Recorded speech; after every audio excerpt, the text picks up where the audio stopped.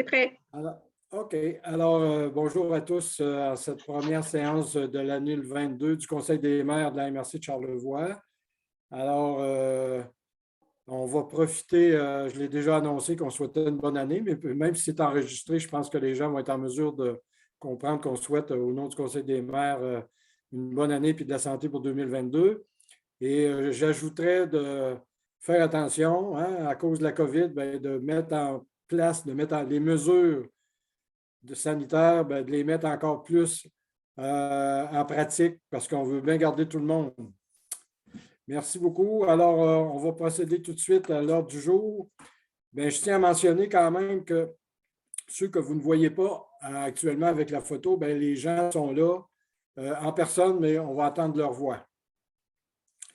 Dans le cas où est-ce que vous voyez maire, c'est le maire de la Petite Rivière Saint-François, M. Jean-Guy Bouchard, qui est là en personne. Bonjour à tous. Bonjour. Pardon. Alors, le projet d'ordre du jour, vous le voyez, l'adoption de l'ordre du jour, l'adoption du procès-verbal de la séance ordinaire du 8 décembre 2021, l'adoption des déboursés et des comptes à payer. Au point de vue administration générale, une demande à l'emploi d'été Canada 2022 d'aide financière. Au niveau du service de développement local et entrepreneurial, au point 5, un octroi d'aide financière à un promoteur dans le fonds régional de la capitale nationale. En 6, MEI, l'autorisation de signature de l'avenant 14 au contrat de prêt. En 7, le DSI Charlevoix, alors c'est l'embauche d'un conseiller en développement social. Au niveau du service de l'aménagement du territoire, il y a 2 certificats, dont un certificat de conformité pour Petite Rivière Saint-François, portant le numéro 677-11. Le certificat de conformité de la Ville de Baie-Saint-Paul sur le règlement R 794-2021 et un certificat de préconformité, non, on appelle ça un préconformité, oui, de Baie-Saint-Paul, demande d'exclusion et d'autorisation.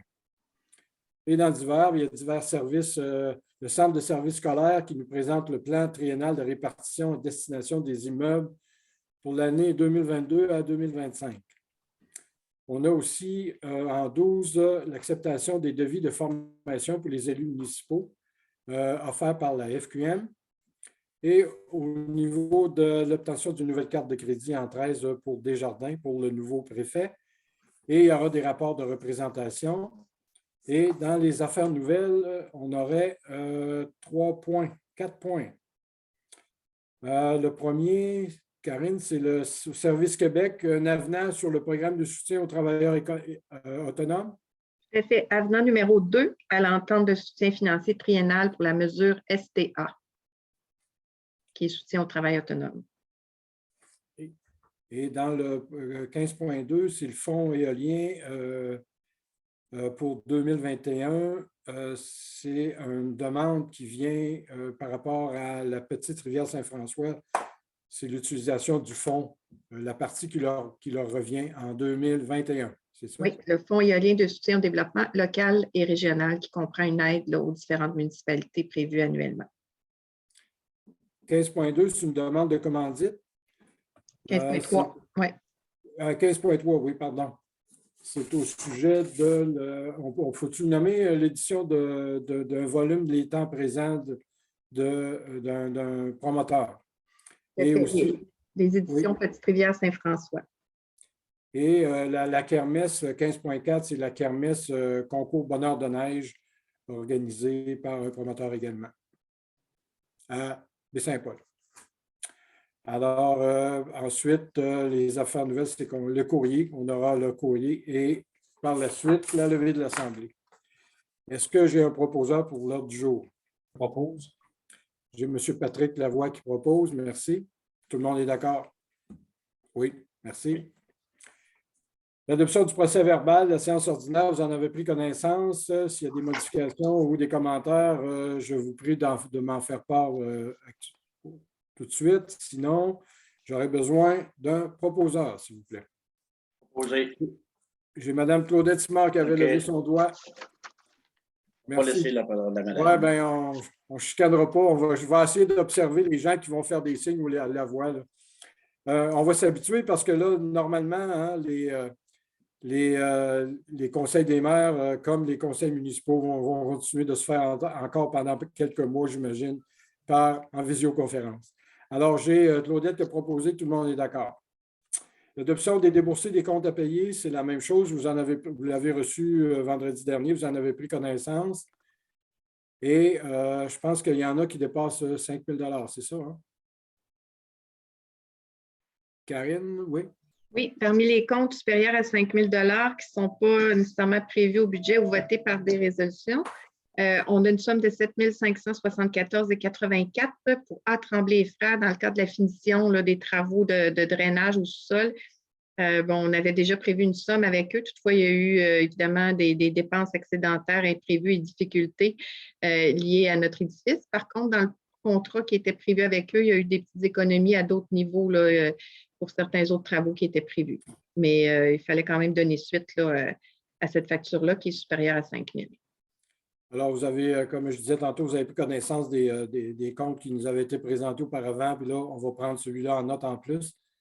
Est-ce que ça convient? Est-ce que j'ai un proposeur? Jean-Guy Bouchard propose. Monsieur Bouchard propose. Merci. Christian, ton tour va venir, t'en fais pas. OK, je passe vite. Alors, tout le monde est d'accord? Merci. Merci bien. Alors, au point de vue administration générale, comme à chaque année, la MRC de Charlevoix présente une demande d'aide financière dans le cadre du programme fédéral Emploi Été Canada pour supporter financièrement l'embauche d'étudiants ou d'étudiantes au service. Alors, nous, ça sera au service de la forêt et la Convention de gestion territoriale afin de supporter divers travaux liés à la coordination des opérations forestières et aussi projet pour imputer au budget de la gestion des matières résiduelles pour engager aussi 2 étudiants. En fait, la demande comporte 2 étudiants à ce niveau-là. Alors, c'est un total de 3 étudiants. Est-ce que j'ai un proposeur à l'effet de présenter une demande dans ce sens-là au Programme fédéral d'emploi Été Canada? Bon, là, je vais. Monsieur Christian Dufault propose. Tout le monde est d'accord? Oui. Merci. Merci. Je serais rendu au point 5. Alors, dans le toit d'une aide financière à un promoteur, il y a une analyse qui a été réalisée par SDLE et les recommandations formulées au Conseil de la MRC de Charlevoix quand l'octroi d'une aide financière d'un projet de l'entreprise étudié dans le cadre du fonds. Alors, il s'agit d'un dossier qui concerne la pharmacie David Villeneuve. Et l'octroi, je pense, c'est 13 000 $. Hein? Karine? Oui. 13 500, je pense. Je ne l'ai pas devant moi. Là. C'est 13 500. 13 250. C'est pas loin. 13 250, c'est pour l'ajout d'une hotte pour fin de fabrication de médicaments, ce qui va créer de l'emploi également. Alors, c'est un investissement de 59 000 $ et sur recommandation de le SDLE, notre service de développement économique local et entrepreneurial, alors recommande cet octroi-là de 13 250 $. Est-ce que j'ai un proposeur pour ce dossier? Diane. J'ai Mme Diane Tremblay qui propose. Merci. Est-ce que vous êtes d'accord à ce projet? Oui, tout le monde est d'accord. Alors, je pense que Lisiane, tu pourras, Lisiane, tu pourras avoir, on va te fournir un communiqué qui va présenter le projet plus en détail. Ça te va?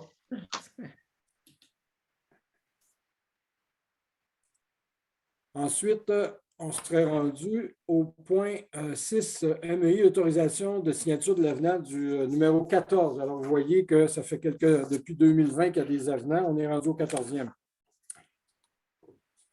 Alors, l'autorisation de signer l'avenant 14 au contrat de prêt FLI PAU-PME. Alors, entendu que le 1er octobre 2020, le gouvernement du Québec a autorisé des modifications aux normes et aux modalités du PAU-PME afin de permettre l'octroi de contributions non remboursables aux entreprises. Alors, attendu qu'il y ait des modifications et aux conditions et modalités d'octroi des prêts additionnels de la MRC aux villes ont été autorisées le 2 juin, le 8 décembre, le 12 janvier et le 2 février, le 15 février 2021, le 9 avril, 16 juillet, 21 septembre et le 16 novembre. Alors, attendu qu'il y a lieu d'apporter des modifications au contrat de prêt.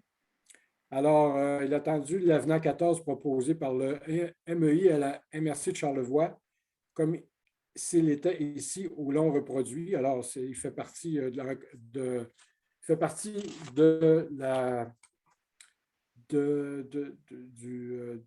du texte. Alors que le préfet, M. Pierre Tremblay, soit autorisé à signer pour et au nom de la MRC tout document relatif à la présente résolution et confirme la mise en œuvre du programme Aide d'urgence.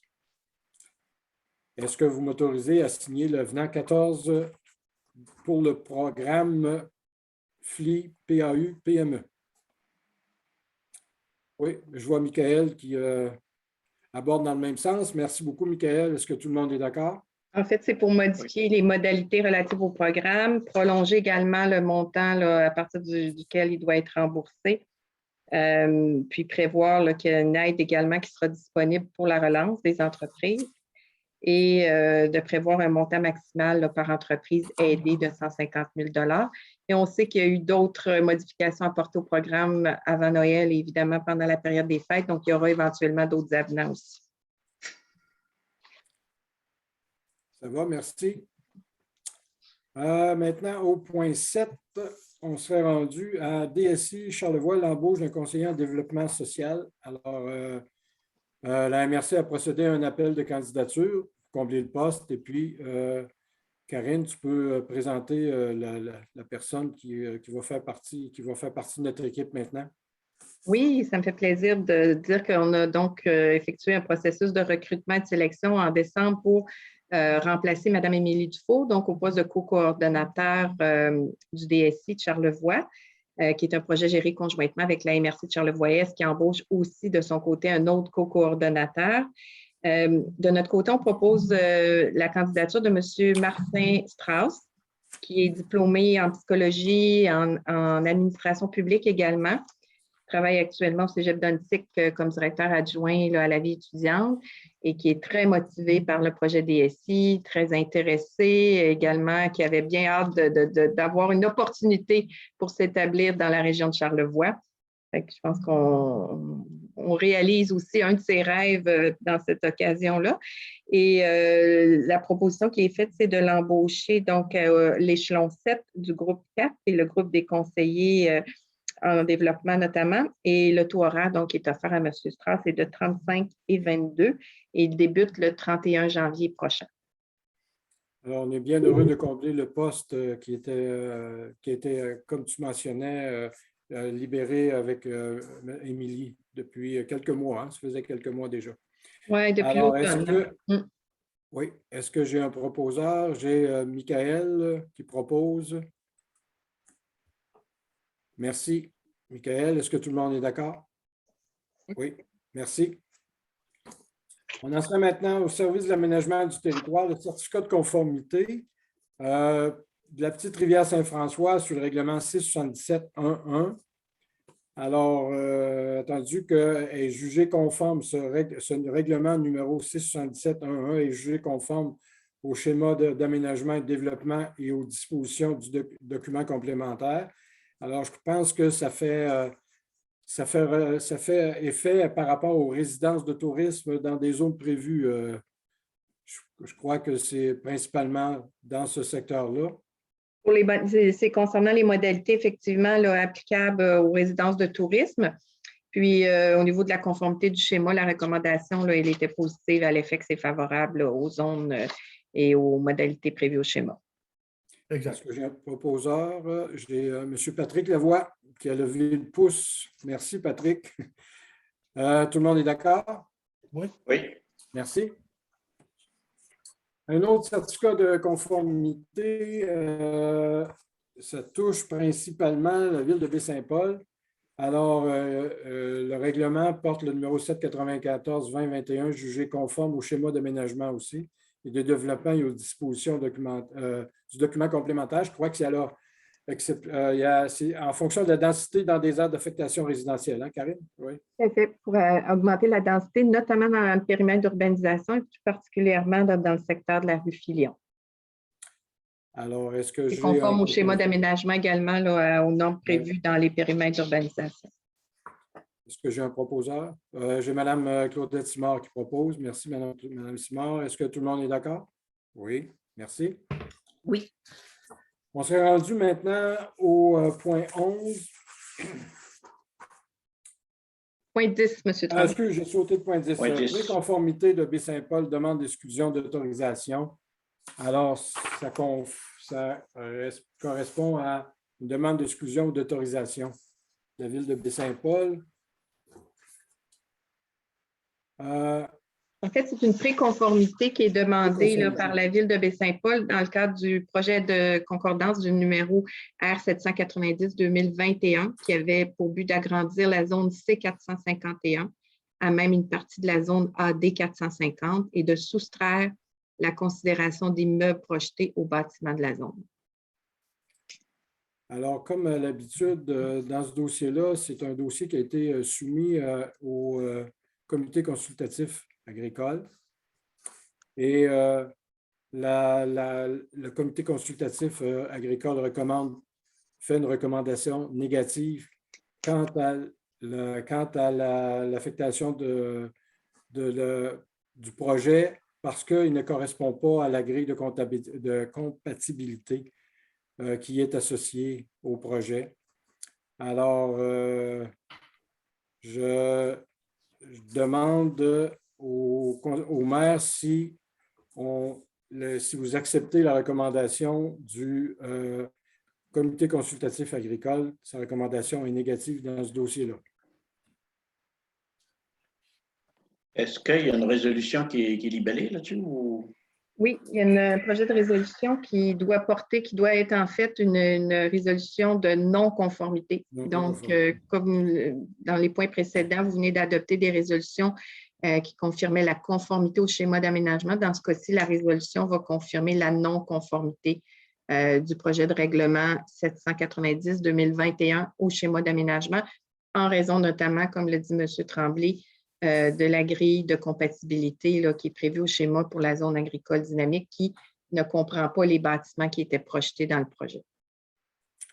Alors, j'ai Mme Simard qui a levé la main, qui propose cette recommandation, d'appuyer sur la recommandation du comité consultatif agricole de la MRC. Est-ce que tout le monde est d'accord? Oui, j'aimerais peut-être juste prendre quelques mots, là, monsieur le préfet, si vous me le permettez. Oui, oui. Oui, ben c'est ça. Je pense qu'il est important aussi de rappeler, là, surtout qu'il y a des représentants aussi de la presse qui sont là. Là, actuellement, ce qui nous était demandé, c'était de savoir si c'était conforme à ce niveau-là là, au schéma d'aménagement. Le schéma, c'est déjà fait. C'est quelque chose qui est quand même assez là, technique et force est de constater que ce n'est pas conforme. Cependant, ça ne remet pas nécessairement le projet encore caduc. Il y a quand même d'autres avenues là, auprès là, de la Commission de protection du territoire agricole. Et aussi, là, il pourrait y avoir d'autres chemins là, pour faire en sorte de réaliser ce projet-là. Donc, ce n'est pas parce que ça ne correspond pas actuellement là, au schéma d'aménagement que le projet ne se réalisera pas. Oui, c'est ça. Il y a quand même des hypothèses, d'autres hypothèses, des avenues que c'est possible pour par la suite. Alors, au niveau de la ville et au niveau du promoteur. Est-ce que le projet est terminé? On ne le sait pas. Il va y avoir d'autres discussions, mais pour l'instant, là, ça ne peut pas répondre au schéma là, à ce niveau-là. Parce qu'on doit fournir une recommandation à la CPTAQ en ce qui concerne l'exclusion. C'est la demande qui a été faite aussi. L'exclusion de 2,35 hectares. C'est ça, hein? C'est ça, Michael? Oui. Hein? OK. Merci de la spécification. Merci. L'ajout. On serait rendu maintenant. Je vais retrouver mon agenda. Le Centre des services scolaires, la commission scolaire, le plan triennal de répartition et de destination des immeubles. Alors, à ce niveau-là, ce qu'on constate, c'est qu'à chaque année, la commission, en fait, maintenant, c'est le Centre des services scolaires, a l'obligation de présenter au maire le plan des répartitions des immeubles. Alors, nous, ce qu'on constate ici dans la MRC de Charlevoix, c'est que dans chacune des municipalités, il y a une forme de de standardisation des élèves. En fait, il y a quelques baisses, quelques augmentations, mais en général, on conserve la population étudiante dans chacune de nos municipalités, dans chacune de nos écoles. Alors, d'un côté, c'est une bonne nouvelle. Il n'y a pas de fermeture d'école annoncée. Et c'est pour ça que le Conseil des maires appuie le plan triennal de répartition destination des meubles pour 2022-2025. Est-ce que j'ai un proposeur? Je vais, Jean-Guy Bouchard. M. Bouchard propose. Merci. Est-ce que tout le monde est d'accord? Oui. Oui. Merci. Alors, au niveau de la formation, l'acceptation des devis de formation pour les élus municipaux, alors, il y a un cours qui est obligatoire qui va se donner le 29 janvier qui s'appelle déontologie, le code d'éthique. Le comportement éthique. Le comportement éthique et déontologie, c'est ça. Alors, puis un cours aussi qui va se donner au mois de février, le 19 février, pour rôle et comportement des élus.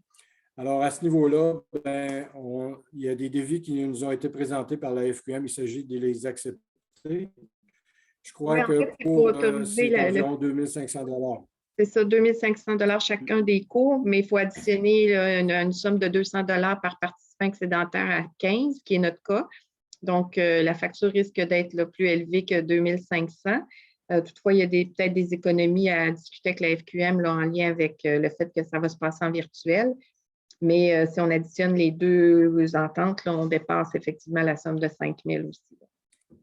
C'est le cours de comportement des élus. Celui-là, il est obligatoire pour les nouveaux autant que pour les anciens. Maintenant, à chaque année, le cours est obligatoire à chaque élection, dans le fond. Alors, est-ce que j'ai un proposeur?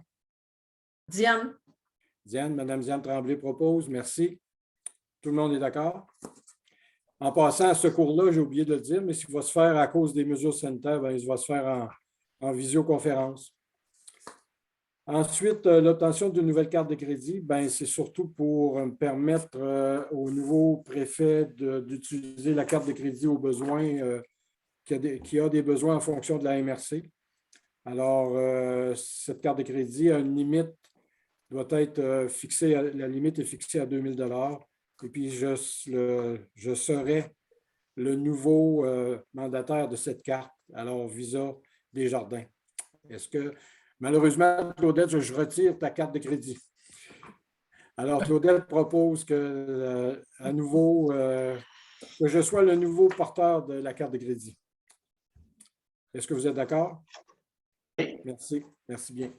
Il restait que tu mets de l'argent dessus, Pierre, là, parce que Claudette, tu l'avais tout dépensé. Regarde, on la paye à chaque mois. On l'a surveillé.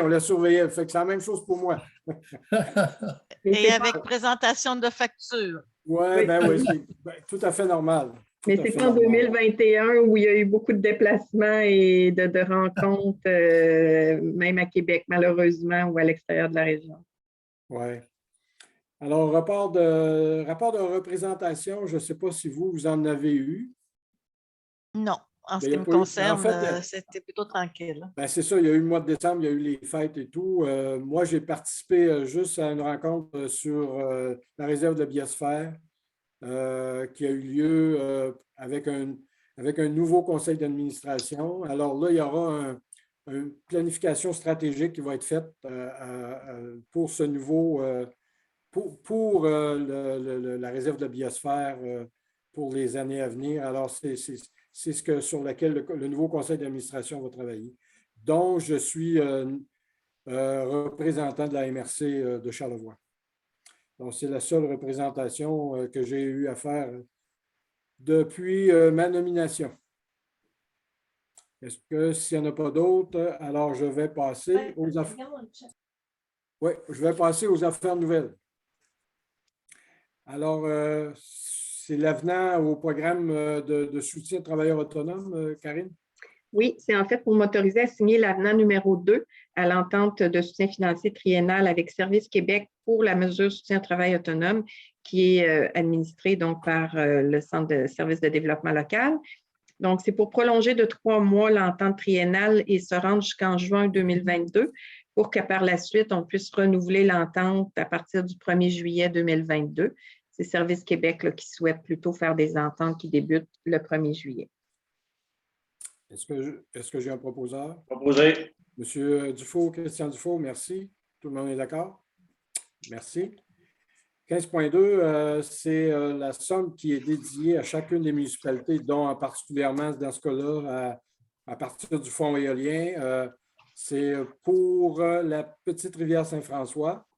Alors, c'est un projet d'escalade pour les jeunes d'un montant de 20 000 Et puis, je crois que, Karine, c'est près de 17 000 qui est destiné à la petite rivière Saint-François. Le projet est estimé à 20 000. Toutefois, la somme qui est retenue, qui est prévue là, pour la municipalité de Petite-Rivière Saint-François au niveau des redevances du parc éolien de la rivière du Moulin pour l'année 2021 était de 17 703.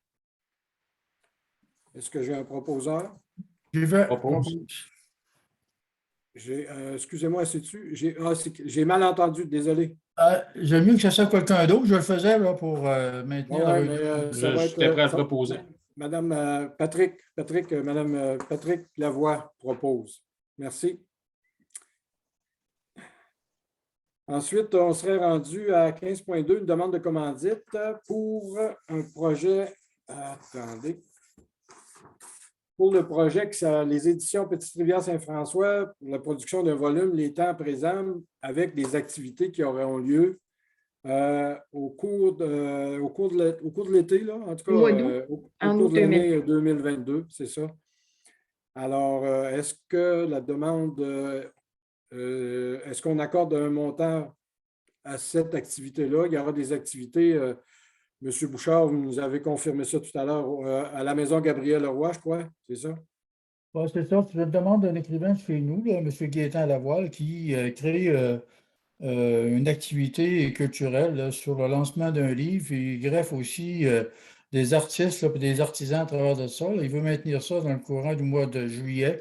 Je n'ai pas de document devant moi. Là. On a échangé ensemble et on a aussi des partenariats financiers. Entre autres, la municipalité va soutenir le projet dans le cadre d'une animation culturelle comme c'est là. Fait que là-dessus, je ne sais pas les grandes lignes. Je n'ai pas de document pour. Je pense que Karine a eu quelques détails plus que moi. Là, moi, je n'ai pas de document, mais tu as eu des détails, Karine, je crois, là? Oui, en fait, on précise que c'est pour rendre possible un lancement de presse et vernissage à Petite-Rivière-Saint-François en août 2022 à la maison. Il y a des discussions là, pour que ça se tienne à la maison Gabriel-Leroy, la Grande Pointe, où la romancière avait l'habitude de recevoir des écrivains et des peintres. Alors, est-ce que j'ai une offre de… Oui, Mme Simard? Oui, j'en ferai la proposition pour un montant de 300 $. Est-ce que tout le monde est d'accord à ce montant? Oui. Merci. Merci. Ensuite, le 15.4, on serait une demande de commandite pour la kermesse dans le concours Bonhomme de neige. Alors, fabrication, je crois, de bonhomme de neige ou de sculpture de neige. Et il s'agit d'envoyer des photos, je crois, Karine, oui? Oui, les familles vont être invitées, évidemment, en bulle familiale à créer un bonhomme de neige ou en fait une sculpture sur neige. Donc, ça s'appelait le concours Bonheur de neige. Et l'objectif souhaité par la kermesse est de remettre aux participants, là, en fait, qui vont être tirés au sort. Donc, toutes les familles ont une chance égale là, de gagner un prix, des chouennes, donc de l'argent, de la monnaie locale de Charlevoix. Alors, est-ce que j'ai encore une proposition d'aide de commandite? Je vais en faire la proposition. Même montant? De quel montant? C'est 300 $. Oui, oui. Il faut me préciser le montant. Merci, M. Bouchard. Alors, tout le monde est d'accord? Oui. C'est à peu près les seules activités qu'on peut faire des bonhommes de neige. Mais là, on va souhaiter qu'il y ait un petit peu plus de neige, là, parce que je ne suis pas certain que les bonhommes vont être gros, mais quand même. Ça va être intéressant de réaliser ces bonhommes de neige-là. Ensuite, on serait rendu maintenant avec le courrier. Vous en avez pris connaissance. Est-ce que tu as du courrier nouveau, Karine? Toi, non? Oui, je vais juste réussir à essayer de… Pourquoi il ne veut pas? Bon.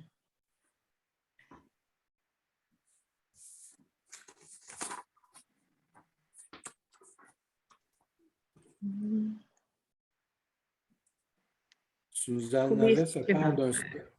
ouais, Donc, vous avez reçu le courrier déjà pour le mois. Par contre, s'ajoute donc de la CPTAQ des comptes rendus de demande et orientation préliminaire pour 2 dossiers à Saint-Urbain. Et le ministère de la Sécurité publique nous a informé qu'une somme totale de 14 250 est réservée à la MRC de Charlevoix pour le démarrage d'une cohorte de formation pompier 1. Donc, 8 candidats là, qui pourront être formés en lien avec la subvention offerte par le ministère de la Sécurité publique pour la formation des pompiers volontaires. Puis finalement, en divers, on a le domaine de Charlevoix qui nous remercie pour le don fait à l'automne dernier là, dans le cadre de la campagne de levée de fonds. Karine, pour le Alors, ça suivi, va. Oui, ça juste va une pour question. Oui, allez-y, Monsieur Tremblay, juste une question, Karine, pour les pompiers volontaires. Est-ce que l'information vient dans les localités aussi pour que j'en ai des nouveaux là, qui ont entré, là, pour qu'au moins ils peuvent s'inscrire? Puis, Oui, les programmes sont administrés maintenant à l'échelle régionale, mais c'est que chaque service incendie est sollicité là, à savoir s'il y a des pompiers à inscrire dans la cohorte. Puis nous, après, on répartit l'aide financière reçue en fonction des personnes là, inscrites au programme. OK, merci. Alors, période de questions du public, je vais laisser Lisiane si tu as des questions en attendant. Oui. Pardon, Monsieur Oui, le Président, j'aimerais revenir au point 6 concernant, vous savez, la signature de l'avenant 14 au contrat de prêt du FLI PAU-PME, c'est-à-dire l'aide avec le programme d'aide d'urgence pour les petites et moyennes entreprises. J'aimerais inviter la population, les entreprises là, qui sont encore en difficulté ou qui ont encore des interrogations. Vous savez que le SDLE est toujours là pour vous aider, pour vous accompagner. Vous avez des questions, vous avez des interrogations, vous êtes préoccupé, est-ce qu'ils peuvent vous aider? Alors, n'hésitez pas, ils sont là pour vous aider en présence de ce qu'on vit encore présentement et de recevoir toute l'aide qui est possible. Alors, on vous souhaite le meilleur aussi pour chacune de vos entreprises. Voilà.